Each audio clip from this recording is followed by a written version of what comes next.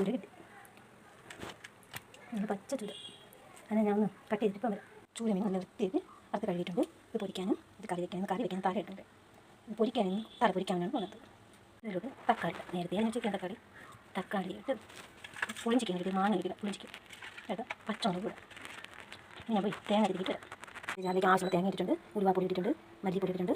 എരിവ് സ്വല്പം കൂടുതൽ, എനിക്ക് മീൻ നല്ല എരിവ് വേണം. മുളക് കൊടുത്തിട്ടുണ്ട്, രണ്ട് കൊച്ചുള്ളി ഇട്ടിട്ടുണ്ട്. നിങ്ങൾ മീൻ പച്ച അരച്ചാണ് വയ്ക്കുന്നത്.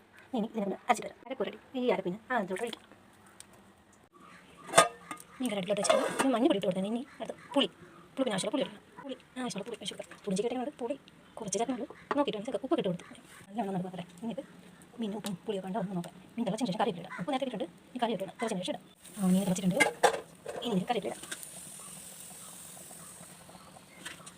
ഞാൻ ചെയ്യും പൊരിക്കാനുള്ളതെല്ലാം ഞാൻ കരുതി വെച്ചിട്ടുണ്ട്. തല ഞാൻ പൊരിച്ച് കഴിക്കാൻ കറി ഇട്ടില്ല, പൊരിച്ച് കഴിക്കാൻ തോന്നും. അപ്പോൾ പൊരിച്ചിരിക്കാം. മുളക് പൊടി, മല്ലിപ്പൊടി, മഞ്ഞപ്പൊടി, ശകല മസാല, കുരുമുളക് പൊടി കൂടുതൽ എല്ലാം കൂടെ ഉപ്പ് ഇട്ട് അത് പെരട്ടി വെച്ചിരിക്കും. മീൻ വെച്ചിടാം. അങ്ങനെ കറി ഇട്ടില്ല. സ്റ്റൈൽ നോക്കുന്നുണ്ട്.